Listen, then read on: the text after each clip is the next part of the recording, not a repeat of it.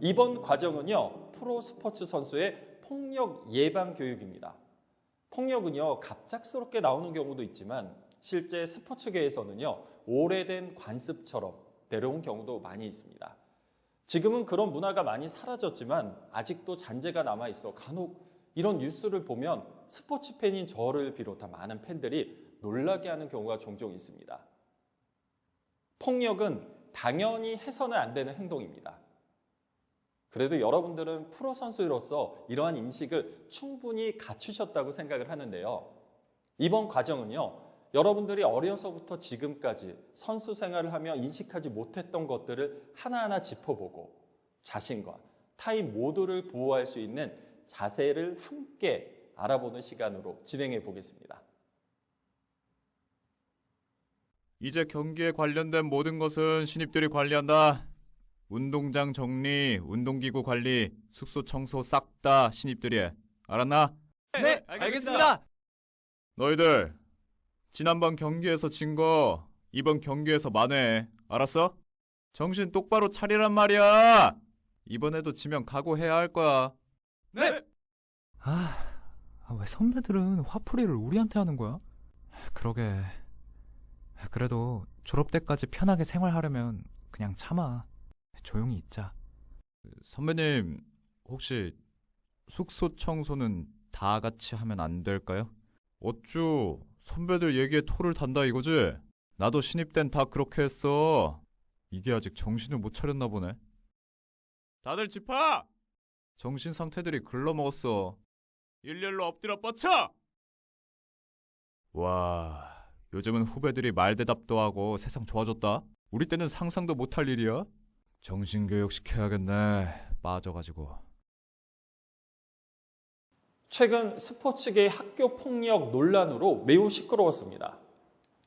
특히 인기 농구 스타가 학교 폭력을 당했다고 뒤늦게 밝혀서 많은 사람들에게 충격을 줬는데요. 이런 학교 폭력에 대한 피해자의 폭로가 프로스포츠 전반에서 터져나오기도 했습니다. 특히 대학 운동부 3명 중 1명이 욕설과 같은 언어 폭력을 경험하기도 할 정도로 아주 뿌리 깊게 남아 있었는데요. 승리하지 못하면 그 원인을 후배나 후보 선수에게 돌려 신체적, 인격적인 폭력을 휘두르는 경우가 많았습니다. 스포츠계의 폭력은요, 이 피해 대상이 언제, 누구에게 향하게 될지 모른다는 점이 가장 문제입니다. 이렇듯 스포츠계의 폭력 문제가 심각한 이슈가 되었는데요. 저도 학창시절에 선배에게 이런 폭력을 당한 적이 있는데 누구나 한 번쯤 겪었을 각종 폭력. 여러분들, 나도 모르는 사이에 이런 환경에 익숙해지진 않으셨나요? 폭력은요, 구타, 상해 등의 신체적 폭력과 모욕, 협박, 따돌림, 강요와 같은 정서적인 폭력 모두를 의미하는데요. 특히 스포츠 폭력은요, 스포츠 경기나 훈련 상황에서 이루어지는 폭력을 의미합니다. 그럼 이런 폭력의 유형에 대해 좀 더 구체적으로 살펴보겠습니다. 먼저 신체적 폭력을 살펴보면요, 구타나 상해뿐만 아니라 경기력 향상을 핑계로 혹은 경기 결과에 책임을 물으면서 행하는 모든 물리적 폭력을 의미합니다. 또한 사전 계획이나 신체 상황을 고려하지 않은 운동 강요나 개인의 감정 상태에 따른 물리적인 폭력 등도 신체적 폭력에 해당하는데요. 특히 이런 신체적 폭력은요, 피해자가 항고불능의 상태에 빠지게 하고 가해자는 피해자보다 우위에 있다는 느낌을 갖게 하기도 합니다. 피해자는 이런 반복되는 신체적 폭력에 의해서 심리적 불안 상태에 빠지는 경우가 많습니다. 따라서 신체적 폭력은요, 육체적인 피해뿐만 아니라 상대방의 정신까지 무너뜨리는 범죄 행위입니다. 다음으로 언어적 폭력과 정서적 폭력을 한번 살펴볼게요.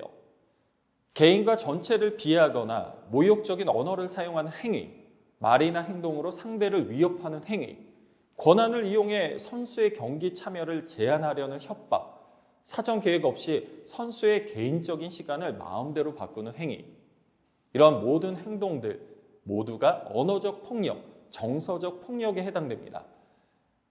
특히 이러한 두 폭력은요, 보통 오랜 기간 동안 지속하여 피해자의 자존감을 서서히 무너뜨리는 매우 위험한 범죄 행위입니다. 이런 폭력들, 내 주변의 폭력에 대해 여러분들은 어떻게 대처하고 계셨나요? 무관심, 동료 선수가 폭력을 당하는 것을 목격했는데도 내 일이 아니라고 여기는 것. 묵인, 알면서도 모른 채 하며 승인하는 것. 마지막으로 방관, 에이 내가 아니어도 누군가 도와주겠지 라는 생각으로 가만히 있는 것. 이런 폭력에 대한 무관심, 묵인, 방관도 옳지 않은 행동입니다. 실제로 한 인터뷰에서요, 피해 선수는 이렇게 말했습니다. 저는 가해자보다 방관하는 동료가 더 미웠습니다. 라는 이야기를 했는데요. 이처럼 직접적인 폭력을 행사하지 않아도 무관심, 묵인, 방관으로 인해 피해자는 더 큰 고통을 받기도 합니다. 신체적 폭력, 언어 정서적 폭력, 무관심, 묵인, 방관. 이 모든 것이 폭력의 범주에 포함될 수 있습니다. 그럼 주변 사례를 좀 살펴보겠습니다. 선배가 후배 선수를 훈계하다가 화를 참지 못하고 주변의 도구를 이용해서 폭행한 사건이 있었습니다. 폭행을 한 선수는 출장 정지 제재를 받게 되었고 팬들의 엄청난 비난을 받을 수밖에 없었습니다. 또한 다른 구단에서는요, 무단 외박한 후배 선수에게 얼차례를 지시하고 신체 일부를 가격하는 사건이 발생했는데요. 폭력을 행사한 선수는 출장 정지에 제재금 500만 원이 부과되었습니다. 또한 모 구단에서는 선배 선수가 회식 후에 후배 선수에게 신체적 폭력을 가한 사건이 발생했는데요. 이 사건은 리그의 명예를 크게 실추하여 결국 해당 선수는 제명되었습니다. 프로 스포츠 선수의 폭력, 특히 사회적으로 중대 사안으로 여기는 행위인데요. 스포츠계 폭력 근절을 위해 다 함께 적극적인 노력이 필요한 것 같습니다. 이런 스포츠계의 폭력에는요, 몇 가지 독특한 특징을 찾아볼 수 있습니다. 첫 번째는 폭력의 악습이 대물림되는 현상입니다. 한 선수 이야기를 들려드리면요, 몸이 좋지 않아 훈련에 참석하지 않았다는 이유로 지도자가 선배를 시켜 때리게 한 사건이 있었습니다. 이 선수는 보복이 두려워서 말하지 못하고 참는 상황이 반복되었고요. 그러면서 폭력이 자연스레 옳다고 인식하게 되었고 자기도 모르게 후배들에게 폭력을 휘두르게 되었다고 후회했다고 합니다. 나 때는 말이야 더 맞았다는 이런 잘못된 믿음. 이제는 그런 말로 스포츠계의 폭력을 절대 정당화할 수 없습니다.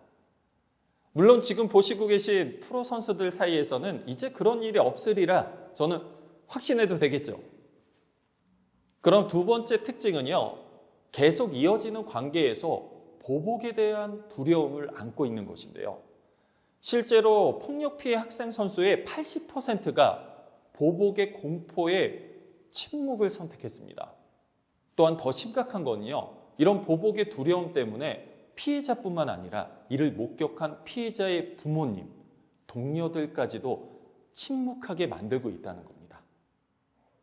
세 번째 특징은요, 바로 2차 가해입니다. 당연히 폭력 피해 신고자는요, 충분한 보호를 받아야 하는데도 불구하고 오히려 폭력을 더 당하거나 선수 생활에 불이익을 당하는 안타까운 일도 발생하고 있는데요. 이렇게 2차 가해의 피해자들은 자연스럽게 선수 생활을 그만두거나 견디다 못해 결국 스스로 중단하는 최악의 결정을 내리기도 합니다. 폭력의 피해자에게 불이익을 주는 2차 가해 피해는 그래서 매우 심각한 범죄입니다. 스포츠맨십이 발휘해야 할 스포츠계에서 악습 대물림, 보복의 두려움, 2차 가해와 같은 더 이상의 폭력은 있어서는 안 되겠죠. 폭력은 어떠한 이유에도 정당화될 수 없습니다. 혹시 비슷한 생각을 하셨나요? 도와줬다가 나도 당할까봐 두려웠어요. 선수 생활 그만두게 될까봐 아무 말 못했어요. 맞는 게 일상이었지만 그게 당연한 건 줄 알았어요. 감독님도 일을 키우고 싶지 않아 조용히 넘어가자고 하셨으니까요. 굳이 나의 일이 아닌데 끼어들고 싶지 않았습니다. 같이 괴롭히지만 않으면 모른 척해도 괜찮다고 생각했어요. 경기만 잘하면 감독님께 인정받으니 가해 선수는 계속해서 다른 선수들을 괴롭혔어요. 주변 폭력에 무관심, 묵인, 방관도 심각한 문제입니다. 네, 그럼 왜 이런 현상들이 발생할까요? 심리학 용어 중에는요, 방관자 효과라는 말이 있습니다. 이 방관자 효과는요, 주위에 사람이 많을수록 나 하나쯤이야, 내가 아니어도 누군가는 도와주겠지 생각하고 어려움에 부딪힌 사람을 외면하는 현상을 의미하는데요. 이러한 방관으로 인해 피해자는 더욱 큰 고통에 시달리게 되고 폭력의 굴레에서 벗어나지 못하게 됩니다. 또 다른 폭력이 될 수 있는 방관. 이제는 방관이 아닌 나부터 악습을 끊기 위한 적극적인 노력이 필요합니다.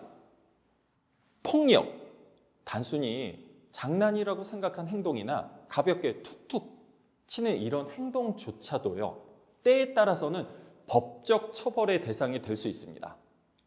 형법 제260조에 따르면요, 단순 폭행은 2년 이하의 징역, 500만 원 이하의 벌금, 구류 또는 과료의 처벌을 내립니다. 또한 2명 이상의 폭행이나 협박을 한 경우에는 7년 이하의 징역 처분을 받습니다. KBO는요, 폭력 행위를 한 선수에게 2개월 이상의 참가 활동 정지나 50경기 이상의 출장 정지 또는 500만 원 이상의 제재금을 부과합니다. 이때 가정폭력이나 경기 외적 폭력도 포함되는 점 기억해 주세요. 또한 품위 손상 행위가 발생한 후 10일 이내에 소속 구단이나 KBO에 신고하지 않았을 경우에는요, 가중하여 제재받을 수 있습니다. 또한 폭력을 당하거나 목격하면 즉시 알려야 합니다. 폭력을 방관하거나 묵인하지 않고 주변 동료나 팀 관계자, 코치, 구단에 적극적으로 알리셔야 합니다. KBO에서는요, 이를 위해서 클린 베이스볼 센터를 운영하고 있습니다. 전화로 쉽게 신고할 수 있습니다. 이런 여러분들을 위해서요, 각 프로 단체에서 운영하는 신고센터 외에도 스포츠 윤리센터에 스포츠계 인권침해 신고처가 있습니다. 폭력 근절을 위해 폭력을 당했거나 목격했다면 망설이지 말고 바로 신고해 주세요. 대한체육회에서는요, 스포츠 폭력 가해자는 영구 퇴출한다는 강한 방안을 발표했는데요. 스포츠 폭력에 이제는 가해자에 대한 관용이 없습니다. 폭력의 가해자, 프로스포츠 선수 생활의 끝, 영구 퇴출을 의미합니다. 프로스포츠의 명예를 실추시키고 피해자에겐 씻을 수 없는 상처를 주는 폭력, 절대 폭력을 쓰지 않습니다. 방관, 묵인하지도 않습니다. 폭력으로부터 우리를 그리고 스포츠를 지켜주시기 바랍니다. 끝까지 경청해 주신 모든 분들 감사합니다.